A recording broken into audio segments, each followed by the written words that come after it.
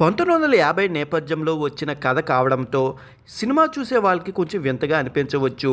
Cinema అందరినీ పాత రోజుల్లోకి తీసుకెళ్తుంది. అప్పటి మద్రాస్ స్టూడియో వాతావరణం, సెలబ్రిటీలు, కార్లు, డ్రెస్లు, హెయిర్ స్టైళ్ళు చాలా రియలిస్టిక్గా కనిపిస్తాయి. ఆర్ట్ డిపార్ట్మెంట్ పనితీరు చాలా అద్భుతంగా ఉందనే చెప్పాలి. ఫస్ట్ హాఫ్లో దుల్కరు, సముద్రముఖుల మధ్య జరిగే సీన్స్ పోటాపోటీగా ఉండటమే కాక చాలా స్ట్రాంగ్గా ఉంటాయి. భాగ్యశ్రీ కూడా మంచి నటన చూపించారు. దుల్కర్ భాగ్యశ్రీ మధ్య సాగిన కొన్ని లవ్ సీన్స్ ఆకట్టుకుంటాయి.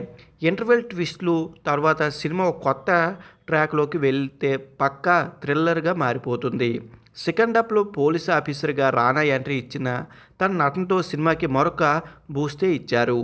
ఆయన ఎంట్రీ తర్వాత సినిమాలో ఎనర్జెటిక్ లెవెల్స్ ఇంకా పెరిగిపోతూ ఉంటాయి. జాను చాటర్ సంగీతము వినసొంపుగా ఉంది. జెక్స్ బీజిఎం కొన్ని సన్నివేశాలు బాగా హైలైట్గా ఉంటాయి. Camera work, set designing, production values అన్నీ చాలా రిచ్గా రియలిస్టిక్గా ఉంటాయి. దుల్కర్ సల్మాన్ తన కెరియర్లో బెస్ట్ పర్ఫార్మెన్స్ ఇచ్చాడనే చెప్పాలి. రానా సీరియస్ రోల్లో తన స్టైల్లో మంచి ఇంపాక్ట్ క్రియేట్ చేశారు.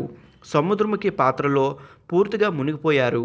భాగ్యశ్రీ బోర్సే ఊహించని స్థాయిలో నటించి ఆకట్టుకున్నారు. డైరెక్టర్ సెల్వమణి తీసుకున్న కథ, డ్రామా, ఎమోషన్స్ అన్నీ బ్యాలెన్స్గా ఉన్నాయి. కథలోని లేయర్సు, ట్విస్ట్లు, ఫైనల్ రివీలు ప్రేక్షకులకు చివరి వరకు ఉంచేలా చేస్తాయి. చివరగా కమర్షియల్ సినిమాలు కాదు కానీ అదుర్స్ అనిపించేలా అద్భుతమైన సినిమాయే కాంతా.